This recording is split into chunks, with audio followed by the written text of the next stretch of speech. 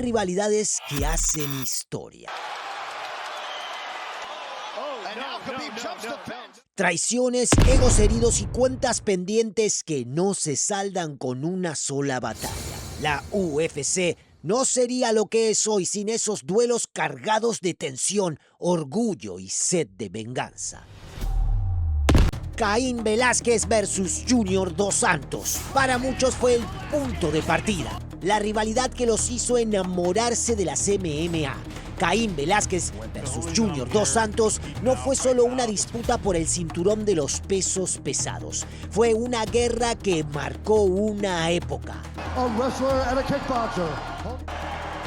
Más allá del cinturón, está en busca. A comienzos de la década de 2010, estos dos titanes protagonizaron una de las trilogías más intensas e icónicas en la historia de la UFC. Fuerza, resistencia, orgullo y hambre de gloria. Todo estaba en juego cada vez que se cerraba la jaula. En esos años, Caín y Junior eran como los Messi y Ronaldo o los Nadal y Federer del octágono. Dos colosos que se empujaban mutuamente a dar lo mejor de sí. Velázquez llegó a la cima sin conocer la derrota, arrasando en cada una de sus peleas como profesional. Su coronación llegó al vencer al temido Brock Lesnar, el hombre más intimidante de la UFC en ese momento. Todo indicaba que su reinado sería largo. Sin embargo, otro peso pesado estaba dejando su marca. El brasileño Junior Dos Santos, que encadenó 7 victorias consecutivas en la UFC, ganándose un lugar como retador al título. El enfrentamiento que todos anhelaban llegó. Los dos mejores del momento, ambos invictos, frente a frente. Se esperaba un combate cerrado, pero Dos Santos dio la sorpresa. Noqueó a Velázquez en el primer asalto, arrebatándole el cinturón y dejando al mundo incrédulo. Pero la historia estaba lejos de terminar. Velázquez, con una determinación feroz, regresó con todo. Masacró a su siguiente oponente y se ganó otra oportunidad por el título. Mientras tanto, Dos Santos consolidó su reinado al finalizar a su rival en el segundo asalto. Tras haber conseguido una victoria cada uno posterior a su primer enfrentamiento, la UFC programó la revancha. El resultado fue demoledor. Caín dominó de principio a fin, aplastando al campeón con un desempeño implacable. Aunque ese segundo combate mostró la superioridad de Velázquez, la rivalidad seguía en tablas, 1-1. Ambos continuaron su camino ganando sus siguientes peleas y la UFC decidió cerrar la trilogía. En el tercer enfrentamiento, Velázquez repitió su dominio. Durante 5 asaltos castigó sin descanso a Dos Santos.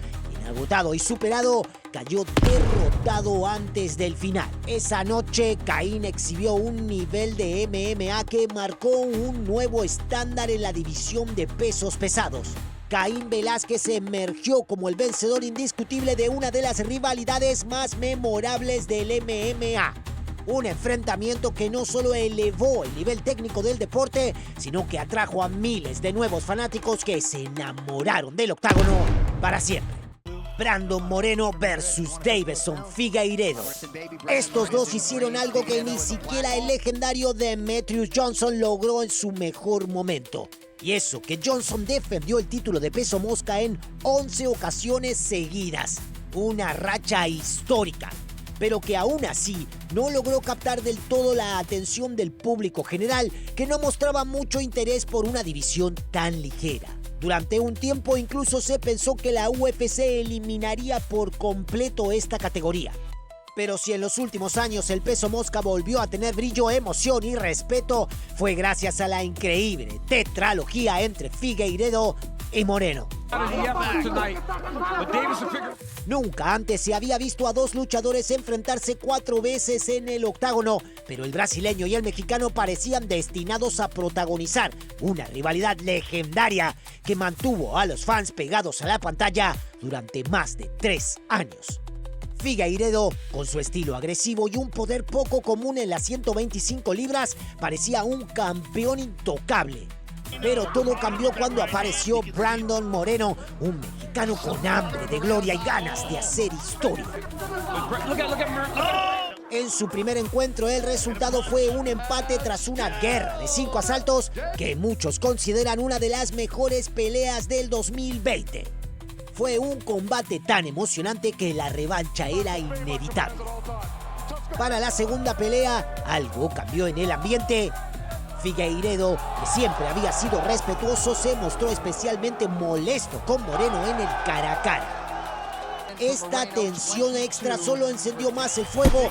En la noche del UFC 263, Brandon Moreno se impuso con claridad. Oh, look at this. Takedown to the chin. Figueiredo Winston here. Figueiredo has got it. He's got it. He's still fighting. Look like it's Brandon. Dominó al campeón y se convirtió en el primer mexicano en coronarse campeón de la UFC, llevando el cinturón a tierras aztecas. Figueiredo, tras semanas de críticas, tuvo que tragarse sus palabras y reconocer la grandeza del nuevo rey. Brandon se preparaba para su primera defensa y todo indicaba que su siguiente rival sería Alexandre Pantoja. Pero una cirugía de rodilla lo dejó fuera de combate. ¿Quién tomó su lugar? Exacto, el brasileño volvió a escena decidido a recuperar su trono.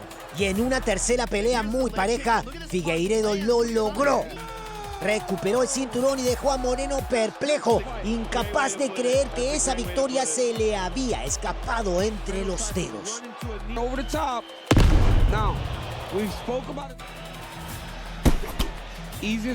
Con la rivalidad empatada, una cuarta y última pelea era inevitable. El UFC 283 resolvería todo. Así es. Mira, de inmediato le iba al piso. Esta vez no habría excusas ni segundas oportunidades. El ganador se quedaría con la gloria.